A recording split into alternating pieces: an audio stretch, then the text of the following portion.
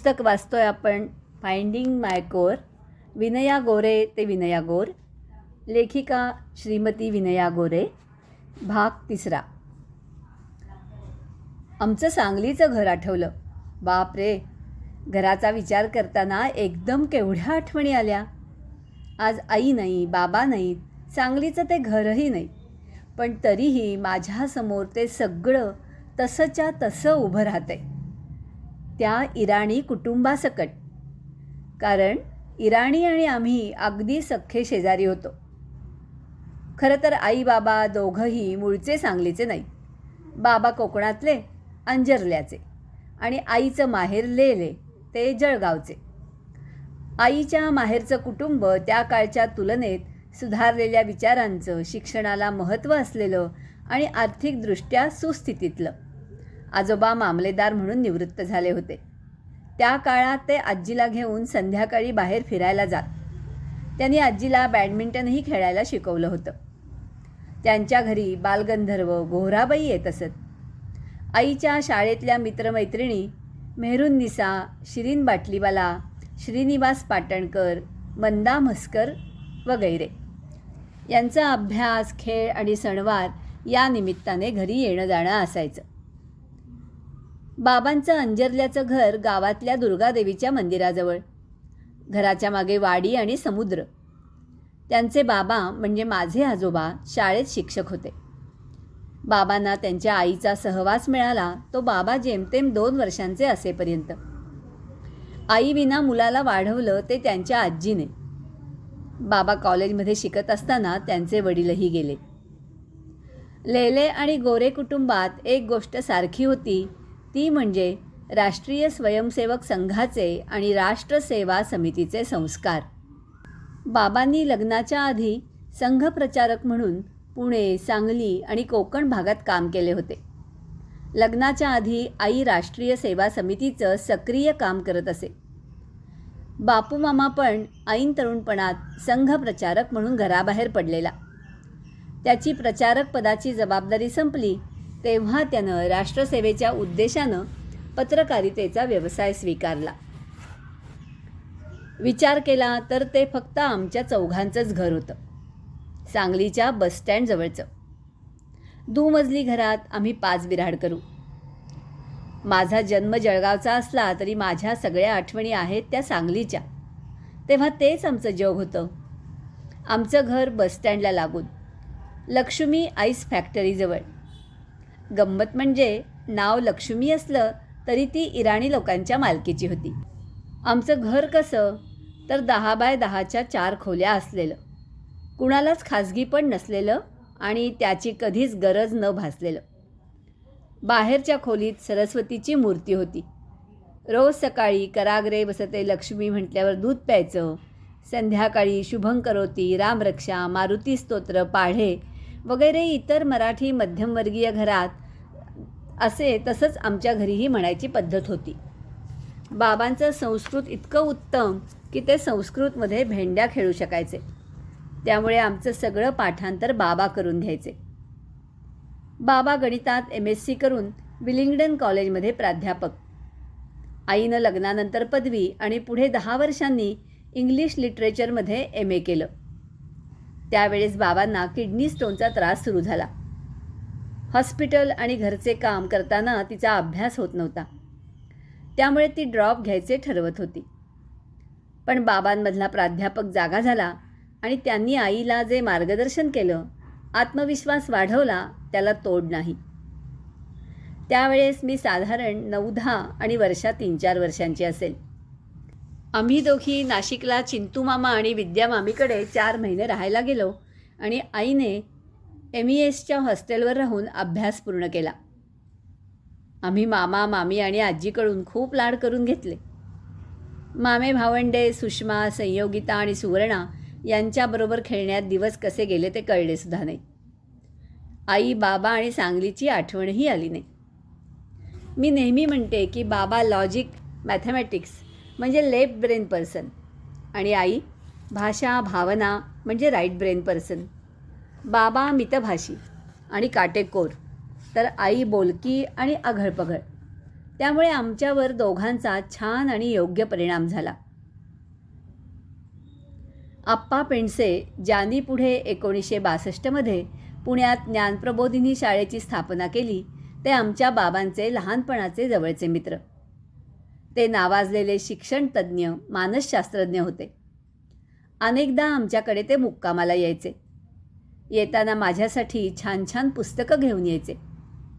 स्वामी विवेकानंद, स्वामी अरबिंदो यांची चरित्र, राजा शिवछत्रपती अशी त्यांनी आणलेली कित्येक पुस्तकं आठवतात.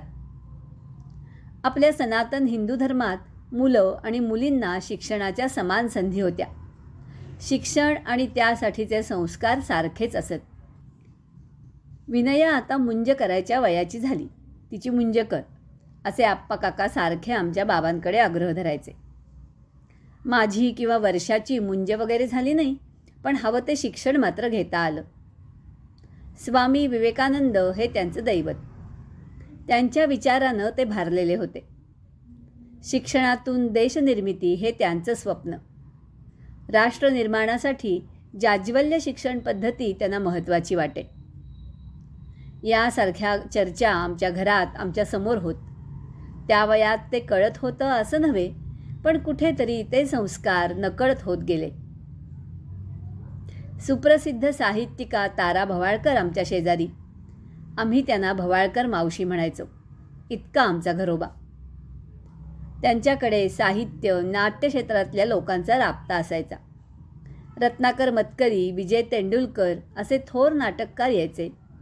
ते येणार असले की सांगली आणि आजूबाजूचे लेखक यायचे. त्यांच्याकडे चर्चा गप्पा असा कार्यक्रम असायचा. मग मी आपणहून त्यांना मदत करायच्या निमित्तानं त्यांच्याकडं असायची. सतरंजा घाल, चहाचे कप नेऊन द्यायचे अशी फुटकळ मदत करताना त्यांच्या गप्पा विचार कानावर पडायचे. घराच्या आठवणी शेजारच्या इराणींच्या घराखेरीज पूर्ण होणार नाहीत. नावाला ते शेजारी, पण मधला दरवाजा सोडला तर आमचं एकच घर वाटावं. वर्षा आणि मी त्यांना मम्मी पप्पाच म्हणायचो. नुसतं म्हणायचो नाही तर खरंच तसं त्यांचं प्रेम होतं आमच्यावर. एक उदाहरण सांगते. माझ्या एका वाढदिवसाला आमच्या बाबांना किडनी स्टोनचा त्रास होत असल्यानं ते हॉस्पिटलमध्ये होते.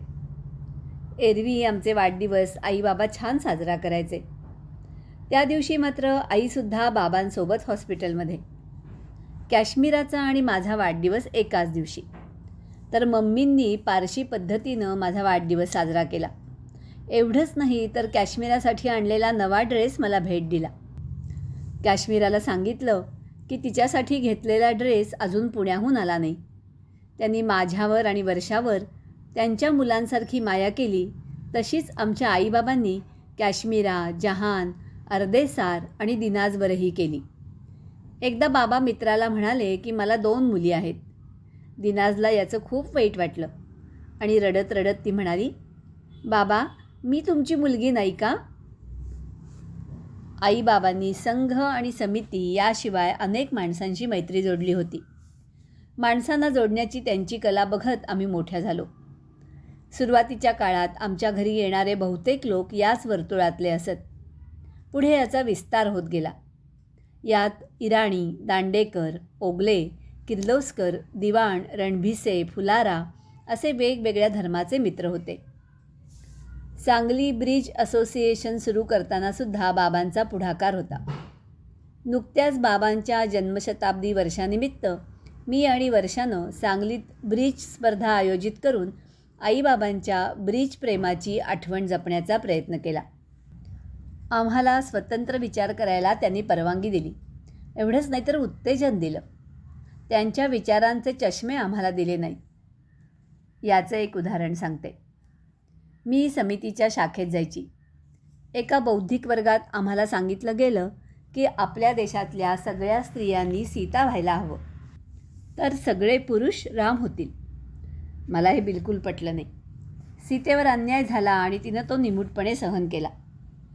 तिच्यासारखं दुय्यमत्व सर्व स्त्रियांनी का म्हणून घ्यावं, असा माझा प्रश्न होता. द्रौपदीवर सुद्धा अन्याय झाला, पण तिनं किमान त्यावर पाऊल तरी उचललं. पुढे मी सीता आणि द्रौपदी या नावाचा एक लेखसुद्धा लिहिला होता. मुद्दा हा की समितीत सांगितलेल्या गोष्टीवर मी विरोध प्रगट केला तेव्हा आईबाबांनी मला की तिथं सांगितलेलं सगळं मान्य करायला हवं असं केलं नाही, तर माझा वेगळा विचार त्यांनी मान्य केला. हे मला फार महत्त्वाचं वाटतं. आमच्या घरात देव पूजा असं काही नव्हतं, पण सरस्वतीच्या फोटोला नमस्कार मात्र रोज करायचो. घरी धार्मिकता नसली तरी आधुनिकतेचा डांगोरा नव्हता. नीतिमूल्यांची जपणूक होती. अर्थात आम्ही पूजा करत नाही म्हणजे प्रगतिशील असा विचार नव्हता किंवा पूजा करणाऱ्या दुसऱ्या घराची टवाळकी हाही प्रकार नव्हता. आई बाबा त्यांची मतं त्यांच्याजवळ ठेवत, इतरांच्या मतांचा आदर करत. त्यामुळे ज्यांच्या घरी धार्मिक वातावरण असायचं त्यांच्या घरी पण आम्ही जायचो. त्यांच्या मतांचा आमच्या मनात आदर होता. आमचे आईबाबा हे धर्मशास्त्र, तर्कशास्त्र आणि सायन्स यांचा उत्तम मिलाफ होता. आप्पा पेंडसे आमच्याकडे नेहमी यायचे. त्या काळात कुणाला माहीत नसलेली माझी IQ टेस्ट आप्पा काकांनी केली होती आणि माझा IQ माझ्या वयापेक्षा बराच जास्त असल्याचं सांगितलेलं आठवतं. तेव्हा तो शब्द फार काही कळला नव्हता, पण आज विचार केला तर तो कदाचित माझ्या वाचनामुळे असू शकतो. मला वाचनाची विलक्षण गोडी होती. खाऊ खेळ यापेक्षा मला पुस्तकांची भेट आवडते हे लक्षात आल्यावर सगळे मला वाढदिवसालासुद्धा पुस्तकच द्यायचे. बघता बघता माझ्या ट्रंकेतल्या पुस्तकांची संख्या खूप वाढली. पुस्तकं वाचून मला जसा आनंद मिळायचा तसा माझ्या मित्रमैत्रिणींनाही मिळायला हवा या ध्यासानं मी पुस्तकांचं वाचनालय सुरू केलं.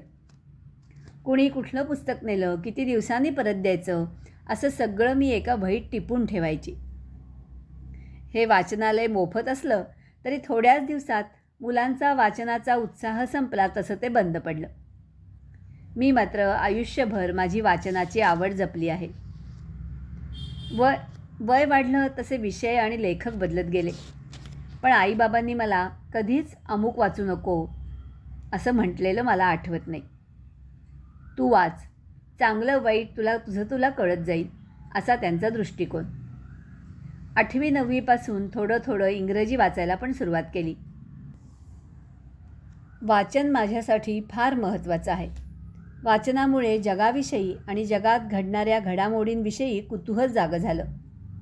कुठल्याही गोष्टीकडे खुल्या नजरेने बघणं, अगदी कुठल्याही पूर्वग्रहांखेरीज याचं महत्त्व समजलं. जितकं जास्त वाचू तितकं आपल्याला खूप गोष्टी आपोआप कळायला लागतात. क्रमशः अभिवाचन निलिमा नातू.